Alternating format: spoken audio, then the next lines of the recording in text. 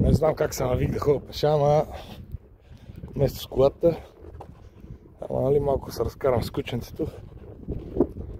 Бая път е. Вече сме сигурно на 7 км. Някъде от градчето. Не съм много сигурен. 7 км сме минали. Ходим бая време. Черен път. Търсим римския път, но мислих, че ще е тук, но е на следващата пряка, която е на още 1 км. Което не е много добре. Има и 2 могили там около тях. Търсиме и така. Ще видя признаците, нали? Ако има път. Ако минава тук някъде, ще почна да търся. Но предполагам си е там. Да. Там си. Ето ги горичката стигнахме. Оказва се, че не е бил трактор. Не е била тази постройка да ги търся. Тя е съвременна, нали?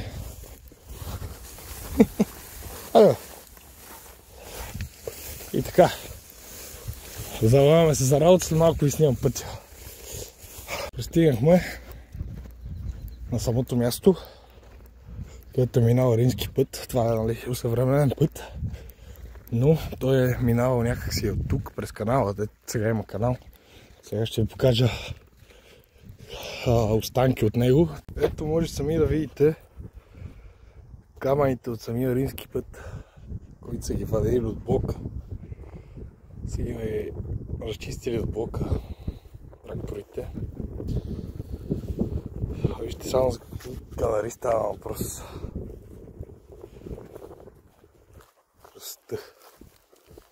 Красота.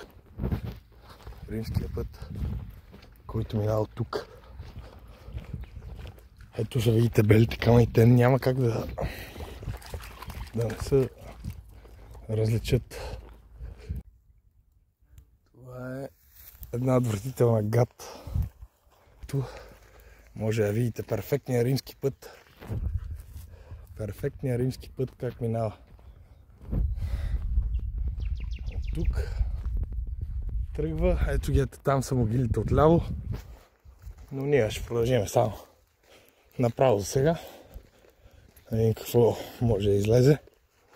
Ще търсим римския път. В момента трябва да ходим над него, ама вече е засипан много с времето и ще видим признаци.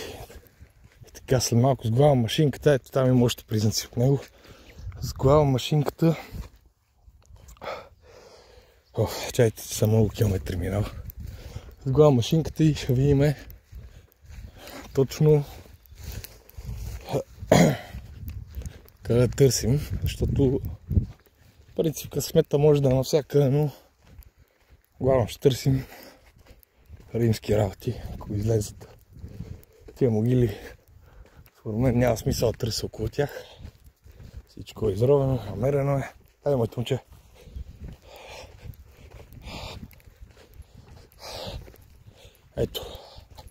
Ето още части от римския път. Ето само вижте. Това красота, то си седи даже това камъните тук, затова така надим не около воз. Ето пак римско. Вижда се още от първи век, когато се вика пътя седи. И така сега сглавяме машинката и започваме. Ето, че сме на местото. Губих уреда, но се оказа, че съм забрал болтовете за долу за питата. И сега ще трябва да импровизирам. Съм вкарал една пръчка. Ако намеря някакъв сезал, ще го вържа някакси и така. Почвам да търся. Пускам го, правя груд баланс сега. И започвам. Ако има нещо, веднага да коментирам. Някакъв хубав сигнал.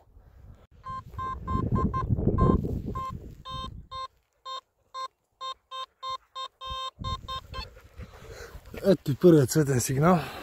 Вижте каква дупка. Хубав сигнал. 40, 30. Но не знам какво е това. От какво е? Не мога да си го представя. Не е желязо.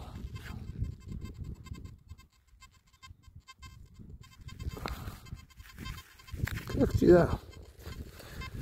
Иначе бая железа изкарвахме големи. Добре. Пак е нещо. Прибих с този уред без болт направо. Ако намеря един сезал, ще го вържа.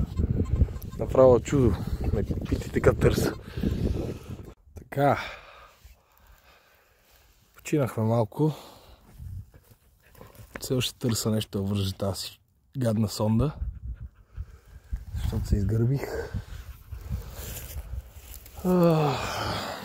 Този блок, ако го обходя хубаво, ако не си бех забрал болта, ще да намеря нещо интересно, гаранция.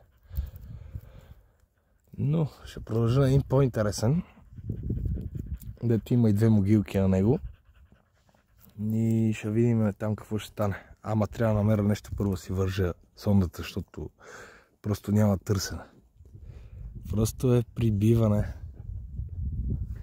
Айде ще се видим после.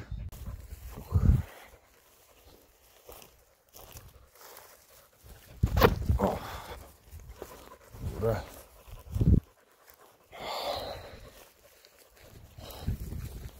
Ето още е много хубав сигнал тук. Малко разчоплих. Сега ще видим. Не съм си взел пинпойнтера.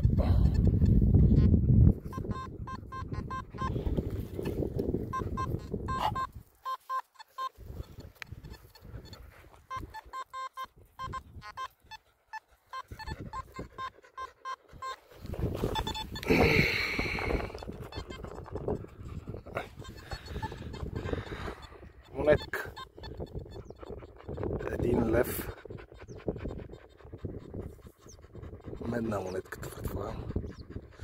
1 лев. Ама какъв е? После ще го видим.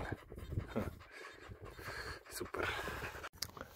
Ето го последния сигнал. Излезе на много хубав плътен сигнал, но ето нормално да е хубав и плътен сигнал.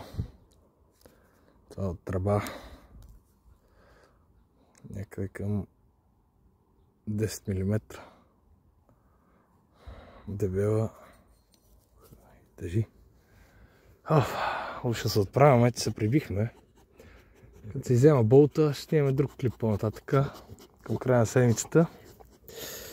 И така, това беше всичко от нас. Харесайте си, абонирайте се на канала. За да има още такива клипчета, даже ще са много по-интересни и няма свързани винаги с метал детектинг. Ще има и други по-интересни клипове.